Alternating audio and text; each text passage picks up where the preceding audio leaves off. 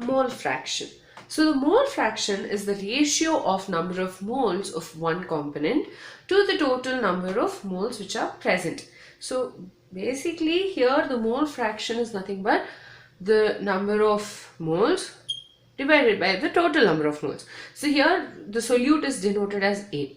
So mole fraction is first of all denoted with X. Okay, and so XA equals to Na by Na plus Nb, which Na is the number of moles of the solute and Nb is the number of moles of the solvent. Similarly, the mole fraction of the solvent will be equal to Nb by Na plus Nb. And since the units, all of them will get cancelled, it does not have any units. And secondly, it is independent of temperature. So when we have a solution, when we consider both XA plus XB, this will be equal to Na divided by Na plus Nb, which is nothing but the number of moles of A divided by the number of moles of A plus number of moles of B, plus Nb by Na plus Nb. This is equal to Na plus Nb divided by Na plus Nb. So this means that XA plus XB equals to 1. No matter what, always the mole fraction of the solute plus the mole fraction of the solvent will be equal to 1. So this gives us two new relation. XA equals to 1 minus XB, that is mole fraction of A, equals to 1 minus the mole fraction of B, and mole fraction of B will be equal to 1 minus the mole fraction of A. So mole fraction is the ratio of number of moles of one component to the total number of moles which are present. So when we had to calculate the mole fraction of a solute, we give it as Na, that is the number of moles of solute, divided by the total number of moles, that is Na plus Nb. Here we've been given a solution, and a solution is prepared by adding 60 grams of methanol to 120 grams of water. Now we need to calculate the mole fractions of both methanol and water. Before we can calculate the mole fractions, we first need to figure out the number of moles of the solute and the solvent. So here the solute is 60 grams of methanol, that is methanol, and the solvent is water. So let's start with calculation of the number of moles. So mass of methanol, I'm just going to write CH3OH equals to 60 grams. Okay, molar mass of methanol equals to 32 grams per mole. So number of moles of methanol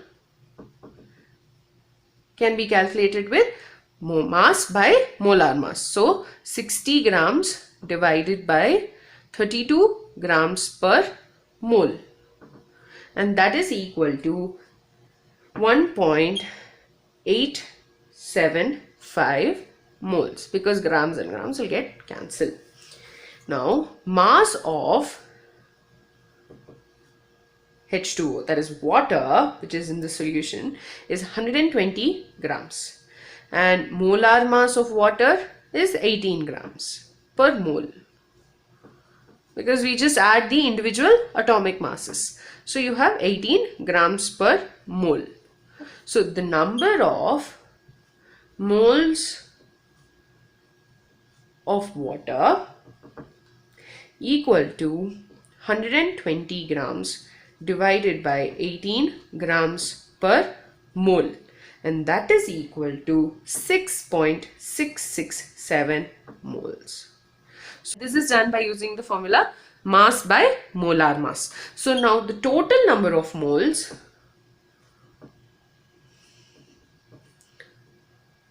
in the solution is 1.875 plus 6.667 moles. This is equal to 8.542 moles. Now we just have to substitute all of these in these two equations. So X, I'll just write it here. So X of CH3OH will be equal to number of moles of CH3OH 1.875 divided by 8.542 moles. And mole gets cancelled, and when this is simplified we get 0.220. Now after this there are two things that we can do. We can either I'll do one thing, I'll write it here. So either we can basically subtract this 1 minus this value and we will get the value of xp, or we can also do it this way, and I think that is easier because here you have to divide, there we just have to subtract. So either way you'll get the same answer, basically 6.667 by 8.542 moles and moles, and this will give us approximately 0.780. And X of H2O can also be calculated by subtracting 0.220 from 1. So mole fraction is the ratio of number of moles present in one component to the total number of moles which are present in our solution. So we just had to calculate the number of moles of water and methanol, and from there we were able to calculate the mole fraction of water and methanol. With that we finish the ways of expressing concentration, and we conclude this chapter with this. Do check out the next video, which is where I'll be dealing with the NCERT problems which are present in the end of this chapter.